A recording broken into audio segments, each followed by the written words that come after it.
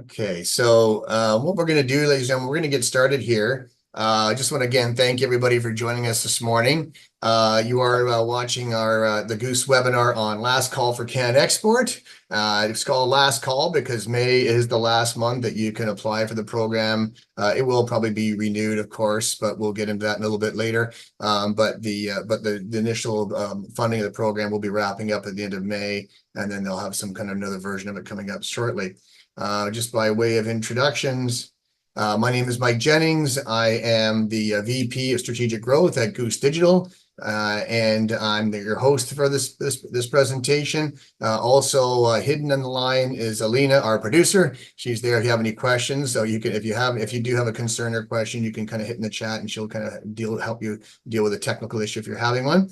And then our speaker today is going to be Igor Chigarin. Igor will introduce himself right now. Thank you so much, Mike, for the opportunity and warm introduction. I am one of the founders and business funding expert with Fair Grant Writing. We're a professional grant writing firm. I've been around for over 12 years, specializing in grant writing for for-profit companies. CanExport was certainly a big thing for us and for our clients over the past, I think, 6 or 7 years. It's a really great program that helps you grow internationally, and I'm very happy to give this presentation today to everyone and let you know more about the program. All right, thanks, Igor. Oh, all right. Okay, so just a little bit about today's agenda, a little bit of housekeeping first. Yes, everyone will get a copy of both slide decks. So we have one with Goose from Goose as well as one from Fair Grant. So every participant will get a copy of that presentation. We'll ask you to kind of keep your questions for the end if you can, please. So we'll and Elena will facilitate those as we get to the end. Today we're going to talk about the SME CanExport SME program. Igor is going to give you a little bit of an overview about that, deadlines, all that good stuff. We're also going to talk about a few other government funding programs that are coming up that'll be valuable to us throughout the summer and into the rest of the year. We also want to make sure that people that are attending this and applying for the program have the opportunity to maximize not only their funding, but make sure they keep their funding, because it's important that we report on those results as we go. And then last of all, we're going to talk to you about, once you get the funding, what do you do with it? What's eligible, what's not eligible, how can we best spend it to get the most bang for your buck, as we like to say. So without further ado, just a little bit about Goose Digital. So Goose Digital has been around now just over a decade. We are specialized in marketing automation and digital marketing services. We're based out of Toronto, but we have offices in Edmonton and in Vancouver and a satellite office in Orlando.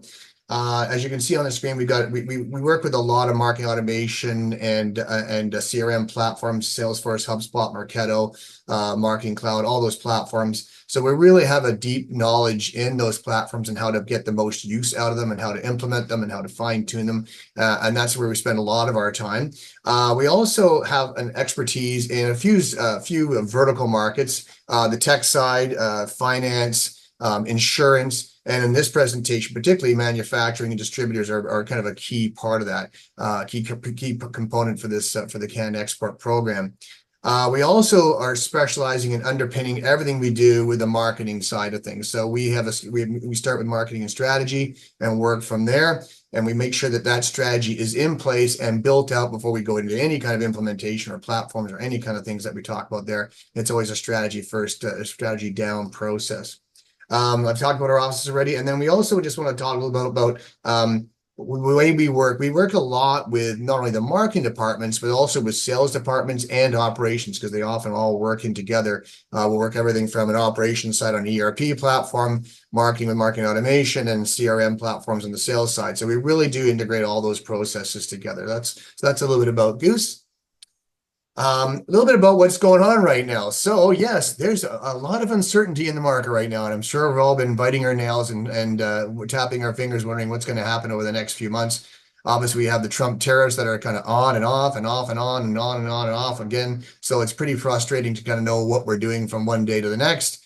We have a new prime minister, and the Liberal Party now has a mandate to try to help us deal with those situations. And as well, we're hopeful that a lot of stuff is going to be coming down, supporting the economy and supporting manufacturers in particular as we get down the line. One of the things that we look at it is that no matter what we're facing from an economic standpoint, it's super important that the company be as versatile, agile, and have the right tools in place, and you be able to weather pretty much any storm. And we talk about that because it's absolutely critical that we start with strategy first and not just react. Like a lot of companies, and I've been doing this for 35 years, a lot of companies will just automatically react or panic, or, oh, we got to do this. We got to rush out there and do marketing right away. And we got to rush out and do this, or we got to go buy this piece of software. This is going to save everything. And really, if you don't stop, take a deep breath, stay calm, and work strategy first, things can be spent and money can be spent and time can be wasted very quickly and with little to no results for it. So it's super important we start strategy first. Then all that is driven down with data driven. So data is so powerful today. There's so much access to data now. Even company that's just using an accounting system and a spreadsheet has data at their fingertips, but there's so much more data that can be used to help you manage your decisions, make good decisions for the future. So we work with data and work our way down from that, and we're very good at analyzing that data that a company has to help you with that. We want to make sure that everything is revenue and profit driven and accountable for that. So we're making sure that we're not just spending money for the sake of spending money. So we're always making sure that we're always coming back to what's that return on investment, and leveraging as many of the AI and tech stack out there as possible. The next slide, I'm going to talk a little bit more about that. But everybody's talking about AI now. AI is prevalent everywhere. And right down to every piece of software that you're using. And Igor's got a little bit of tidbits on that coming up in his presentation too, so I won't steal his thunder. We also want to make sure that whatever you're doing when you're trying to grow your business and do some marketing is that you're doing it in conjunction with sales, making sure that the sales department works in partnership with marketing. It's not just marketing working in a silo, hopefully getting the right leads and then passing them over to the sales department, and hopefully they're doing the job and closing those leads. It's about working with those with each other from the minute that someone becomes at the top of the funnel, as we like to say, right through to the bottom when they're coming out as a customer. So it's super critical that the process is managed and overlapped and handed off as along the way as possible. Funding is critical, and that's why we're here talking today, is about being appropriately funded. What we typically find, and especially with these uncertain times, is that companies tend to just jump in and are not well funded. They haven't thought about what they need to spend. They haven't thought about how they're going to spend it or what they're going to get for that spend.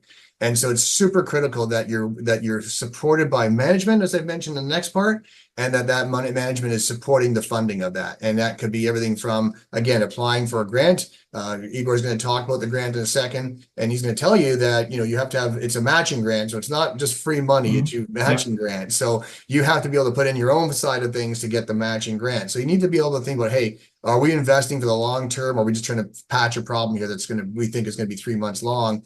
That's not the way to deal with the changing challenges times that we have right now. So it's really, really important that you're fully funded and fully supported by management all the way down the line. And one of our last points that I really want to make clear is that with Goose, whenever we work with any client, is that we're constantly reporting, constantly fine tuning, and we're very transparent about everything we do. I think one of the most common complaints I get about digital marketing firms and marketing automation companies and all that kind of stuff is that we don't know what's going on. It's just this kind of, we hire these guys and we give them a year contract. It's just this black box over there. And we have no idea really what's going on. We kind of get some random report emailed to us on a quarterly basis, and I don't know what's going on. And we're the complete opposite of that. If anything, we're probably having a regular conversation with you, if not weekly, but we're certainly talking to you bi-weekly and reporting every time and answering and fine tuning all the way along the way. It's most important. And so that's what I mean. We continue measuring, refine, and make sure that that's happening. Great. Last slide before I throw it over to Igor is this is what a modern technology stack looks like these days.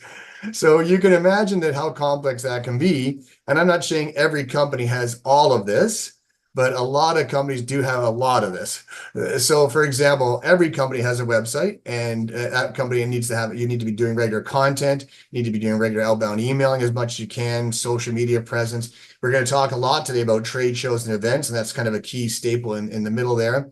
And everything you can do from press and doing press and having analysts and having support and doing direct mail campaigns, all kinds of things you can do to support that marketing lead generation team was critical. But then you get into the middle, and how is it being measured and tracked with those landing pages and websites? Are you testing it? Are you managing your list? Is your list up to date? I have customers that have been around for 10 years. They haven't updated their list in those 10 years, and so much of it is out of date, and so much is bad. And so we have to make sure those lists are constantly up to date. Personalizing content is absolutely critical. If you're just kind of putting content out there and hoping people see it, you're just going to miss the mark. So as much as you can personalize and fine tune your content to your market the best.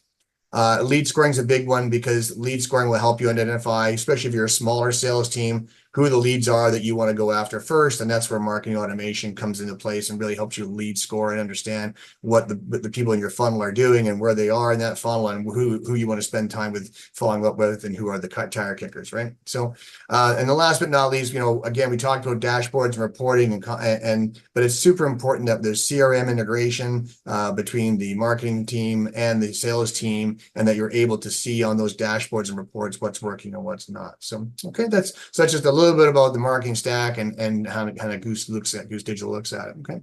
So without further ado, I'm going to throw to Igor. Igor, thank you very much for joining us again this morning. Igor and I have worked together for many years now, and looking forward to him taking you guys through this journey, and we'll be back in a second. Go ahead, Igor. Pleasure. Thank you so much, Mike. And happy to share everything I know about CanExport and also a few other grants. I'll start quickly with our mission, which is helping Canadian independent and family-owned businesses survive and thrive by unlocking their access to the government cash inflow. So we aren't really in a grants business, we are in a cash flow business. Our value is a strategic approach to your business funding needs, coupled with deep expertise in business's technical writing. A couple of success stories that I wanted to highlight. We secured $3 million in federal interest-free loan for the aerospace client in Vaughan, Ontario, and over $300,000 in government grants for a manufacturer in Kitchener, Ontario. There were obviously other test cases, case studies, I'm sorry, but I haven't. We wouldn't have time to include all of them here. Also wanted, especially if you're new to government funding, I wanted to quickly cover the difference between different types of government funding, because most people have heard of grants, which is basically non-repayable funding that is available for certain projects or purposes. But also there are government loans. They are repayable, and in most cases interest-free. Or very low interest compared to other commercial loans. Typically, they are available for large-scale technology projects, expansion projects, commercializations, etc. And then there are also tax credits, which have nothing to do with your taxes. These are basically grants that are paid retroactively after you already spent the money, and the application is tied to your fiscal year end, and it's reviewed by Canada Revenue Agency. So that's why it's called tax credit, but effectively it's also a grant. It's not a proactive for the future project. It's a retroactive for the past projects. Now let's dive into CanExport. And first of all, there are many CanExport grants. Specifically, what you want to know about is CanExport SME. This is the one for for-profit companies. There are other CanExport grants for research organizations, for not-for-profit organizations, etc. But you're only looking into this one, CanExport SME. And Igor, I assume SME stands for small to medium enterprise. Yes, correct? Absolutely, yeah. Absolutely, yeah. Yes. And by the way, that's how they define this small to medium-sized enterprises. The definition of SME is different from program to program, but for CanExport program, they define it as any company that has fewer than 500 employees, so minimum 1 employee, maximum 500 employees.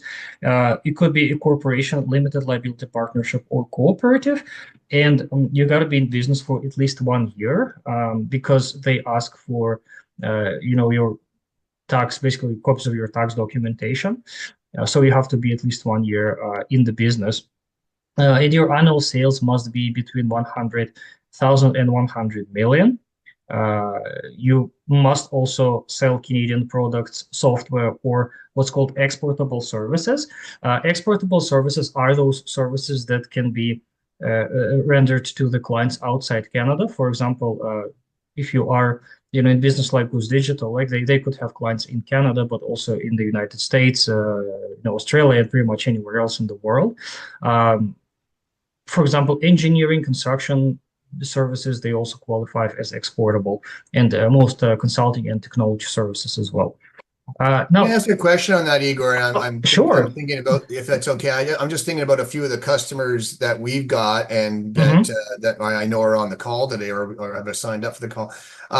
Some of them are not necessarily manufacturing a product, but they are Hmm. assembling a product. So, for example, they may bring in different products either from within Canada or outside of Canada, but assemble them here in Canada, Hmm. maybe do Hmm. some value add, software Yep. upgrades, engineering with Hmm. those products, and then ship them out as a finished product. Would that qualify as an Yeah, absolutely, absolutely. As long as there's value added in Canada, this would qualify. Hmm. great? Thank Because you. pure trade without any modifications or a value adding value in Canada wouldn't qualify. But yeah, in that scenario, would definitely qualify. Right. Great. But then the last criteria is you have to use the program to target your new export market, and then we'll talk about what that new export market is and how the program defines the new export market. In terms of the funding, you can get 50% of the approved project expenses up to a maximum of $50,000. The application deadline is May 31st of this year, but as Mike mentioned, we do expect another intake sometime in the fall. Uh, a couple of uh, a couple of items lines about who's not eligible: sole proprietors, limited partnerships, third-party representatives, i.e. Traders, distributors, wholesalers. The exception is for agricultural products, again, Canadian agricultural and agri-food products. If it's a trading house, Canadian trading house that is trading agricultural commodities, food products, beverages, etc., then they qualify. Franchisees are also not eligible. Only franchisors are eligible. Now, with regards to new market, so the new market is defined as any market where the applicants had either less than $100,000 in sales, or if they got more than $100,000 in sales in that particular market, but that revenue is less than 10% of the overall company revenue, then that market is also okay. And it's a bit of a tricky definition, but this is something to keep in mind. Now, another layer of complexity of the program is that also the United States, which is our largest trading partner and perhaps will always be our largest trading partner, the United States market is not a single market for the purposes of the program. It is divided into four regional sub-markets, and I gave you examples of the states that are included in each of these sub-markets. The only reason they did it is because let's say if you have more than $100,000 in sales to the clients in the state of New York, but now you wanted to start selling something to clients in Illinois, if they didn't split the US into four different markets, then you wouldn't qualify as the new market, right? But because of that, you can still utilize the program to open up the new regional export markets within the United States and expand geographically within the United States, which is pretty good. It's a big country, so Yeah. they specifically have done this to make sure that even if you have sales already in one part of the country, you can still apply and get the funding to expand into the other. And also Brazil, China, and India also have those regional sub-markets. So uh, it's on the website. I wouldn't put it here, but just for your information, if you target those markets, there are also sub-markets. So Okay. Igor, Yes. theoretically, you could apply for $200,000 for the U.S. market. You could have four areas at 50K a piece. Yes, but still, every application is kind of one at a time. You cannot file Right, 4 or 5 right. applications. You can target though up to 5 different markets or sub-markets under one application, Okay. but still your maximum grant will be $50,000. Okay. So they're not giving you 50K per sector of the US. Exactly, exactly, Yeah, exactly. what the example I'm going to show later that we talked about Mm-hmm. is shows the western side that we did that for the western states. That's interesting. Cool. Thank you. Yeah, absolutely. Now, support eligible expenses, Mike will cover this in a bit more detail, but just a high level of what they cover. They cover travel expenses up to a certain point, not the business class, unfortunately, but economy or premium economy airfare, and then also kinds of ground transportation. They cover the cost of the trade events, marketing, translation, legal, tax, and regulatory advice related to market entry. They also cover export market research and entry planning and B2B matchmaking. And last but not least, international intellectual property protection, including trademark applications, patent applications, legal advice related to international property protection, etc. Yeah, those B2B matchmaking things are usually Mm-hmm. pretty popular. I know we used to take some clients down to SUS, which stands for Southeastern US and Canadian Provinces, SUS CP, or whatever. And it was a very Mm-hmm. popular program where we brought several clients that where they would do matchmaking of basically you're in a speed dating Mm-hmm. room for a couple of Mm-hmm. days. Mm-hmm. It's really good. Yeah, yeah. Absolutely. Okay, now how you apply? First and foremost, if you have not applied to this program before, you have to create an account in the portal, in the program's portal. The new new accounts take 3 to 5 business days to approve, but for now, everyone that we know have been approved. Then once the account is approved, you can create new CanExport application right there in the portal, fill out all the sections of the application form, and submit your application. Once you submit the application, it takes approximately 60 days to uh, get your application reviewed and approved by the government. And by the way, they would always get back to you, even if they reject. You would receive an email specifying why the application was not approved. But then it all should happen within 60 days. You need to plan your marketing activities accordingly. For example, if you are applying right now in May, uh, chances are that your project wouldn't be approved by, let's say, August. So ideally, what you wanted to do, you want to plan your marketing activities in the application starting sometime August 31st. Sorry, August Yeah. 1st. Yeah, now is a Um, good time we find because I find a lot of customers are going to trade shows in the September, October, November timeframe. So mhm, or even mhm. next year, early next year. Yep, yep, exactly. And by the way, the latest project end date is March 31st, 2026, which is Right. coincidentally the end of the government fiscal year. Right. There you go. Okay, so now let's quickly talk about the assessment and what you need to know to maximize chances for success.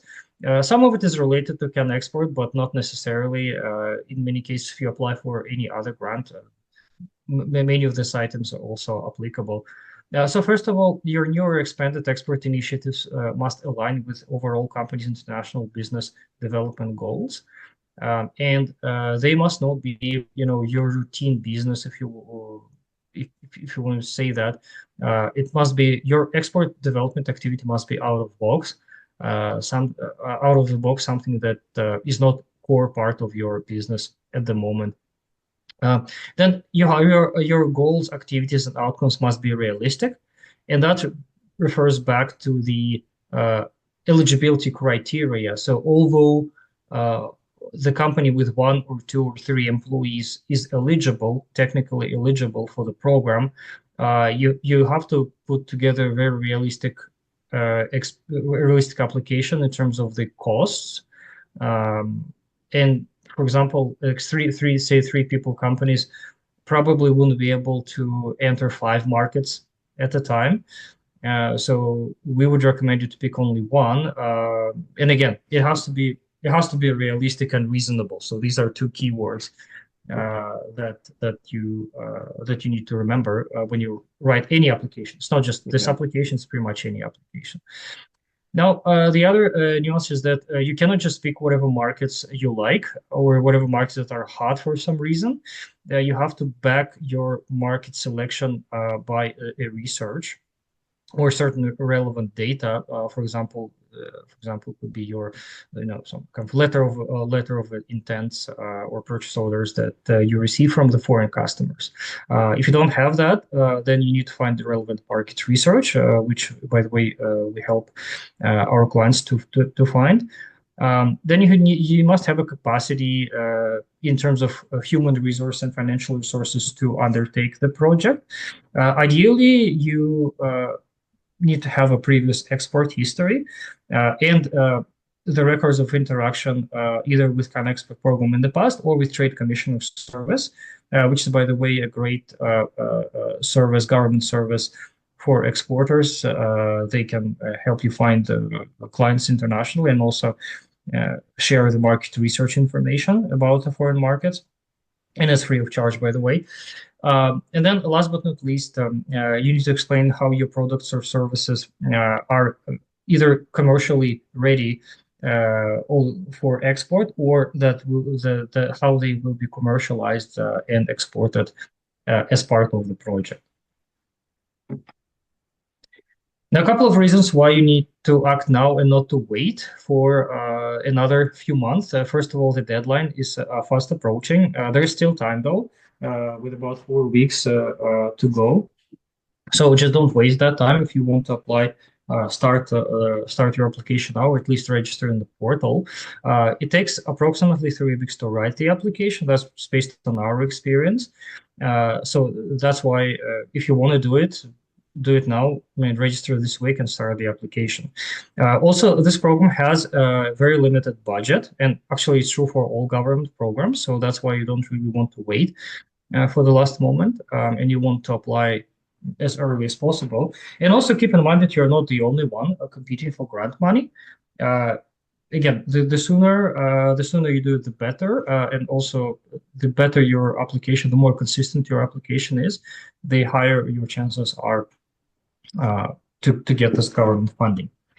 Now, let me also tell you that there are government grants and other funding programs, not only for export business development, but also for a few other things that the government prioritizes. So first of all, purchasing equipment and improving productivity.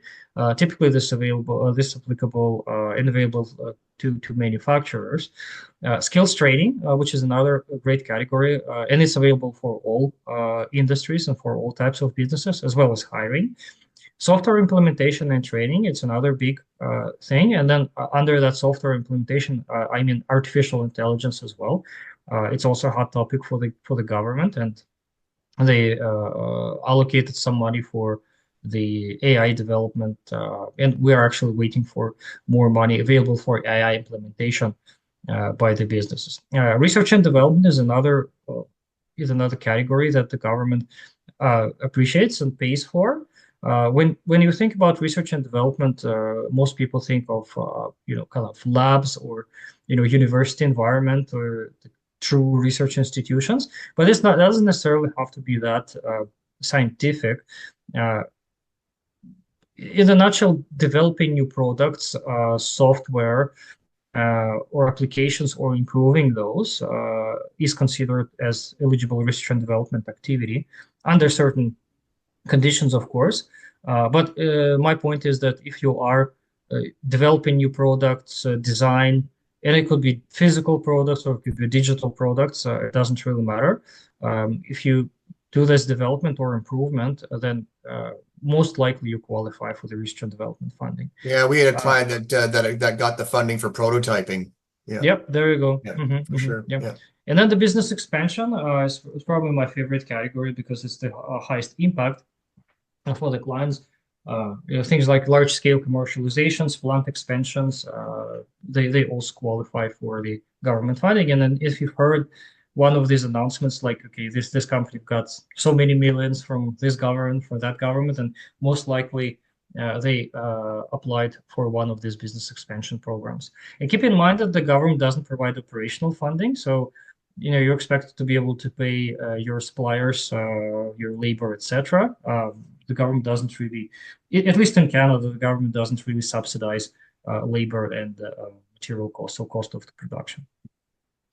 Now, I wanted to also tell you about the Digital Competence Center, which is the very much anticipated program in Ontario. It was open a few years back, then it was on hold, but I'm happy to share with you that this program is now open for applications, and they just opened it up in April. This is the program that helps Ontario small to medium-sized companies undertake digital transformation and adopt technology systems and software. The good thing about this program is that the program doesn't dictate what systems or what software you need to adopt and which specific ones are good for you for your business. The way this program approached it is that the funding is basically split into two streams. The first stream is called Digital Modernization and Adoption Plan, which is basically a consulting exercise where a qualified consultant would work with your company to understand your needs, your strategy, and your bottlenecks. And then they will come up with a recommended solution that would basically help your company deal with those bottlenecks and basically enable its growth. So there are certain consultants who can do this. They are approved by the program, so you would work with one of them. And then the government, first of all, pays 50% of that consulting exercise, up to $15,000. It doesn't necessarily mean that your consulting exercise will cost $30,000. It's just it's a maximum of 30,000 and then 15,000 maximum the government pays back. But then the only reason you need this engagement, you need this digital modernization and adoption plan, is because it's a prerequisite for you to apply for the implementation funding. And that's another stream with this program. And that implementation funding covers the cost of the system, software, customization, labor cost, training, any kind of third-party expenses. So everything related to the implementation. And that is massive grant that pays 50% of the costs up to $150,000. So the only reason you need that assessment is to basically enable the larger funding, right? And also the reason for the government why they kind of force you to take this assessment, take this exercise and get this adoption plan is because they want to de-risk implementation. You could previously, because this kind of programs have been around for a while. Previously, what you could do is you could just pick the system that you think will work for you, come to the government and request the money, and you would be approved. But then what happened in the past is that there were a lot of cases where the clients were picking the wrong systems, implementation failed. So that's why they introduced this mandatory consulting before they may consider giving you the larger grant for the implementation. Okay? And I'm pretty sure for many participants of this program, those who will watch the recording, who are considering one of this large-scale software acquisitions, this information will be very, very useful. So don't wait as well. For now, there's no deadline, but this is a very hot program. So again, you don't want to wait until your competitors will apply. So that concludes my part of the presentation. By all means, feel free to ask questions via chat. Also, you'll get a copy of the presentation with all my contacts. And just a quick highlight that we have a free eligibility check form on our website. The way it works is that you spend 30 seconds sharing with us basic information about your company and about your goals. And then we'll get back to you with a short list of government funding programs that are available for your business. Thanks, And Igor. now passing the torch back to Mike. Thanks, Igor. Yeah, we'll take questions at the end. So I'm just going to stop the screen share. I'll just take this back here.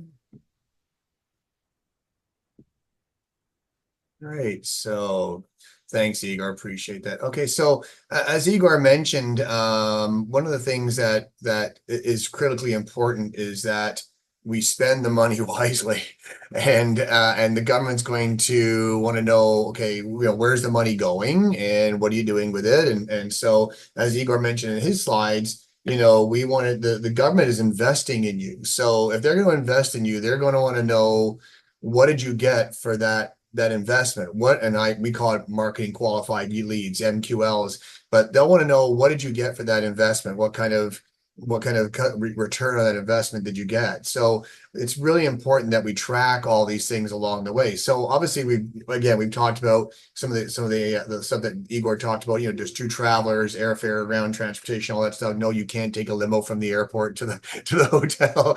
It has to be an Uber or whatever, that kind of thing. It's also, but what's really also interesting is that you can use it for a lot of stuff that you might not think of. So yes, the registration. So the booth itself, the space that you're occupying, you can register, you can apply for. You can't use it for the money for the actual structure of a trade show booth. So if you think about it, anything that's going to be common to anything you might use in the future, they're not going to cover the hardware of the booth, but they will cover all the graphics that go on that booth for that show. So you can customize graphics for that show, and they will cover the cost of those kind of things. The things like electricity, internet access, the card scanners or the QR scanners that you have, even the liability insurance. A lot of times trade shows, you have to sign up for insurance. And then even if you want to have a sponsorship or that kind of thing at an event, you can do those kind of things. They'll cover that kind of stuff. So when it's event specific, they'll cover those costs. They'll also cover cool things like shipping costs and prototypes. And I mentioned that earlier with Igor, because we had one client that created a prototype that they took to a trade show. It was actually a baller prototype, and they took it to the trade show, and they were showing it at the trade show and demonstrating the product. Display booths specific to that show, they'll cover. When I say main display booths, like a POP display, that kind of thing, a point of purchase display. Printed materials, all that kind of stuff. Anything that's relevant to the show itself. They'll also do things like translation, and they'll also do things like trade show guides. So a lot of trade shows have a guide that you can put an ad in, and they'll cover costs of advertising in that trade show guide. They won't cover costs like general social media, because that would be just on your social media platform, but they would cover costs that's relevant to that show. So an advertisement at the show, let's say you want to have a banner hanging in the show, or a banner on their website or something like that, digital banner on their website, they'll cover that kind of stuff. Translation, they'll do all that. They'll also look at presentations. A lot of our customers want to do a talk or a presentation or a lunch and learn at the show. They'll cover costs that are involved in that. One of the big things that I think is really, really cool is that they'll cover video. So if you do a video specifically for the show, again, it can't be a general, hey, we're ABC company, here's our capabilities video. That's a general video. But if you do one for the show, demonstrating your product for that particular target market, they will cover the cost of that. And we had a client that did that, where they actually had it running in their booth. We've also had it where we ran a presentation, a lunch and learn or something like that, and had video for that lunch and learn. All that video cost can be covered. The nice thing about that is that you can probably use it later on if you want to. After it's been used for the show, you can probably use that video for later on. And then anything else you're doing on your website that's adopted for the show. So if you create a custom landing page and you need a team, your marketing team to help do that, then they'll cover those kind of costs that's specific to that show. Here's some just general stuff that will help in your compliance. Okay, so we want to make sure that we're doing full compliance. So expert advice, legal, tax advice relevant to that show, they'll cover. Anything to do with regulatory issues. One of our clients is an environmental firm. They use a lot of specific chemicals for their business. They'll talk about regulatory issues around those chemicals that are maybe, if you're going to a different area of the world, what's the chemical regulatory issues that you may have to deal with, that kind of expertise. Market research, and Igor, thank you for mentioning that, because a lot of times we'll do a lot of market research prior to going to a show. And the example I'm going to show in a few seconds is a good, we'll talk a little bit about that, but you can do market research. What's the best of those 4 sectors in the US to go into, and why you want to go into that area of the US. And then the costs involved in doing all that research can be applied for to the grant. Even identification of key contacts. So if you want to go and visit, so we've been talking a lot about trade shows, but one of our customers has used the grant money at one point to do what they call a road show, a demonstration road show, where they had a product they wanted to demonstrate. They were going to go and see 5 or 10 potential distributors or buyers in a particular area, and they were doing a road show. So the grant covered the cost of traveling to the US, various hotels, visiting with the clients, demonstrating the product, and then tracking all that. That was not necessarily a trade show, it was a road show, but they covered the cost for that kind of stuff too. B2B marketing programs and matchmaking, we talked a little bit about that earlier. Feasibility studies is a cool one as well. I highlight that because a lot of times, hey, we've got a great product, we know it works in Canada. Will it work in China? Will it work in Europe? Will it work in the US? You know, will this actually be able to be usable in the different climates or whatever? So, or, you know, economic climates, you know, weather climates, whatever that may be. So you can do feasibility studies and have the government grant cover you for that as well. Evaluations, similar kind of thing. Contact lists of reputable sources is kind of a neat one because we actually built a client target list for a customer that was going to go and display at a trade show and then go and visit people afterwards. And they were able to build a target list, and the time it took to build that target list, again, we applied that to the funding as well. And that's sort of, and then the last thing is market research software and subscription during the project. So if there's some kind of specific software you need, some kind of CAD/CAM system maybe that you're needing to build up the prototype or whatever, you can apply for granting for that kind of stuff as well. So very, very cool stuff that you might not think of as part of the regular day-to-day trade show type stuff. So one of the things we want to talk to is spending the funding while ensuring compliance. And I cannot stress this slide enough. We've had a customer that applied for the grant. They got, I think they ended up getting about $19,000 for the grant. And then they didn't follow the compliance of those procedures, despite our attempts and our grant writing team to make sure they follow the follow-ups and sent in the reports.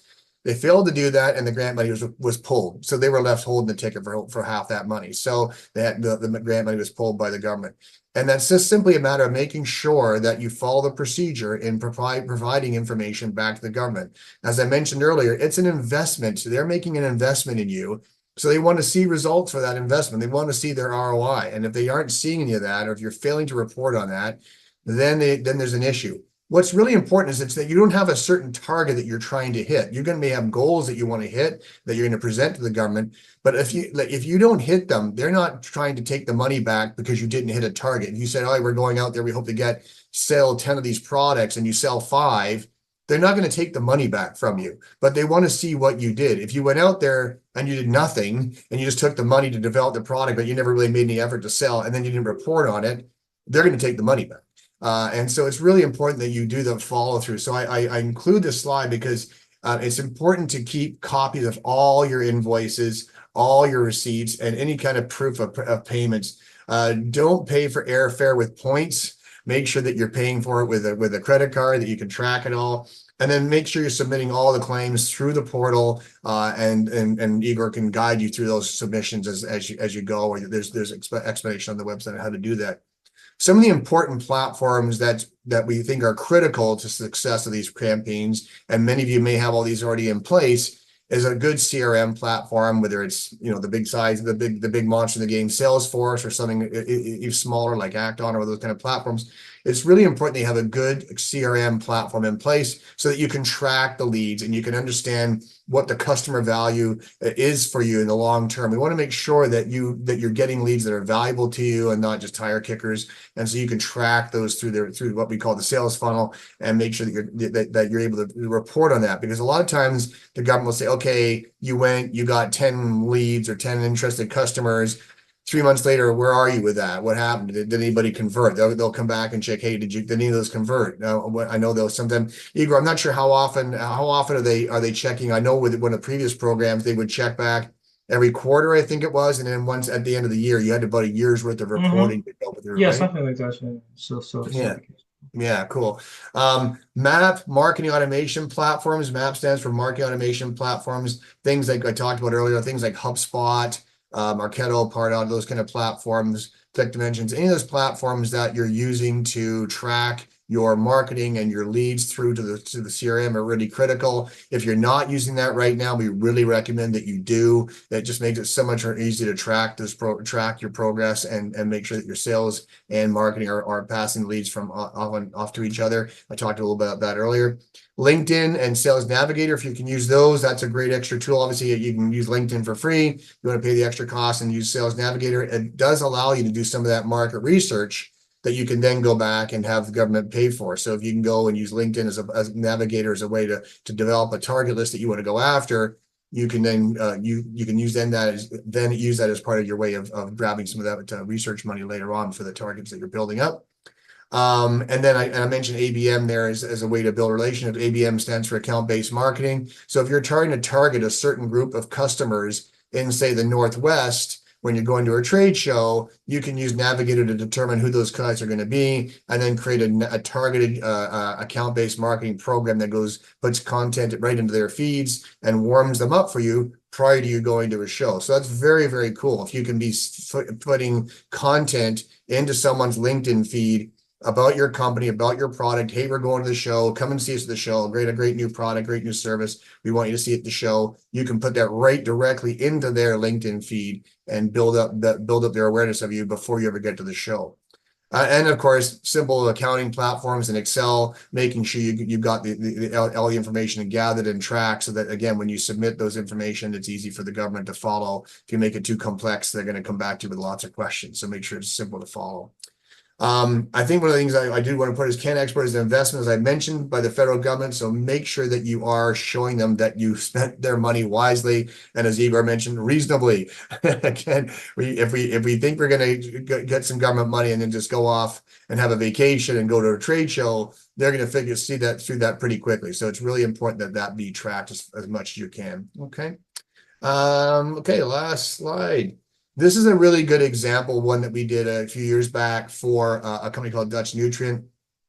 They basically are making they're a hydroponics company, but they also make fertilization. I'm going to start again. Fertilization chemicals for the hydroponics industry. So they were going out to a show called Maximum Yield in Seattle, Washington, introducing this new line of nutrients to help hydroponic growers. And I guess we all know what hydroponic growers were growing out in the Northwest. And so obviously it was heavily focused on the cannabis industry, but it was also focused on any kind of vegetables, any kind of hydroponics. And the government, we had a $27,000 matching grant. It included travel and accommodations and the trade shows. So everything you see there, all the graphics were all developed for that show. What was also cool was product line cards. You'll see that in the hand of the gentleman there in the middle of the booth, had a line card specifically for the show, and US custom labels. So if you look at the table on the right side there, there's all these little bottles there. All those little labels were created for that show, and those are sample bottles. They covered the cost for all that. That was developed for the U.S. market only, because it's different legalizational stuff.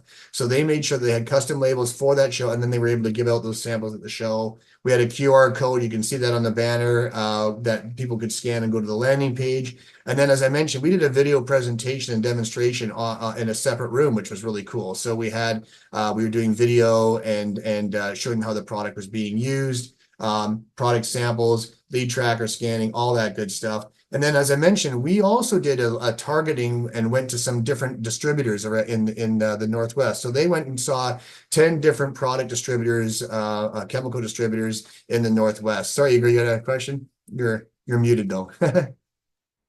No, I just I like the lady in black to attract attention. Yeah. Very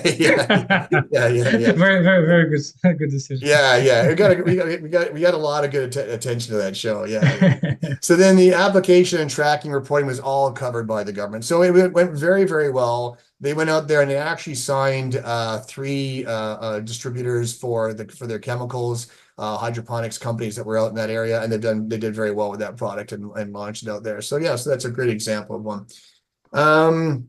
That's about our presentation. I'm going to throw to questions, and anybody has got some questions. And I think, Elena, we had a few that came in. I'm just going to check the chat here.